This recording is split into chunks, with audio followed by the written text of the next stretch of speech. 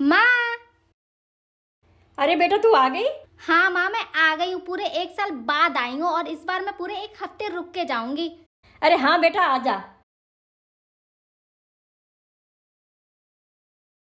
माँ, इस बार मैं 1 हफ्ते रुक के जाऊंगी। इन्होंने ऑफिस से छुट्टी ले ली है 1 हफ्ते की, बच्चे ये संभाल लेंगे। तो यहाँ तो मैं पूरे 1 हफ्ते आराम करूंगी। दिन में सोऊंगी, रात में सोऊंगी और कोई काम नहीं करने वाली। मैं बस आराम करने आई हूँ मैं यहाँ पे। हाँ बेटा ये तेरे ही घर है, आराम से रहो। अरे दीदी आप आ गई। अरे भाभी नमस्ते, कैसी हैं आप? नमस्ते दीदी, मैं ठीक हूँ। रुकिए मैं आपके लिए चाय लेके आती हूँ। ठीक है भाभी। दीदी ये लीजिए चाय।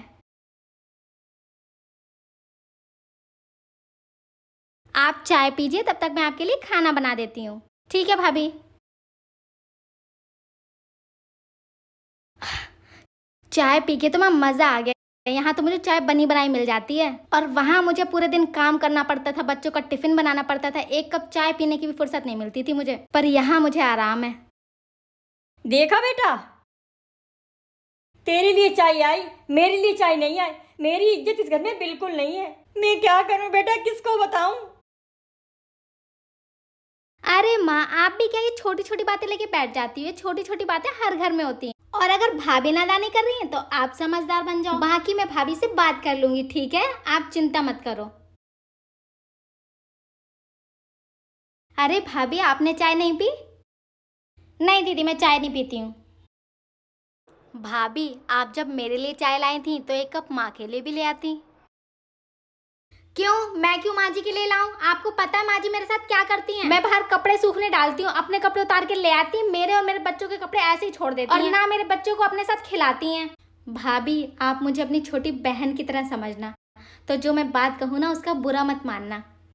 दिन भर चिकचिकबाजी करती रहती है, मेरे हर काम में कमी निकालती हैं। उन्हें मेरा कोई काम अच्छा नहीं लगता तो मैं क्यों उनकी सेवा करूँ फिर? भाभी, माँ बड़ी हैं और कभी कभी इंसान चिड़चिड़ा भी हो जाता है। इसका मतलब ये नहीं कि हम भी उनकी तरह वैसे ही व्यवहार करें। और भाभी, वो है तो माई और माँ अपने बच्चों का कभी बुरा नहीं चाहती। भाभी, छोटी मोटी नोकझोंक तो हर घर में होती है, उस नोकझोंक को ज्यादा बड़ा नहीं खींचना चाहिए। और अगर आपको कोई भी दिक्कत है तो आप सीधे माँ से बात करिए जाके। मुझे यकीन है वो जरूर समझेंगी आपकी बात। चलो वो सब छोड़ो भाभी, आप ये बताओ आपने मेरे लिए क्या बनाया है खाने में? कुछ नहीं बनाया खाने में, मेरे सर में दर्द हो रहा है, मैं नहीं बना पाऊंगी।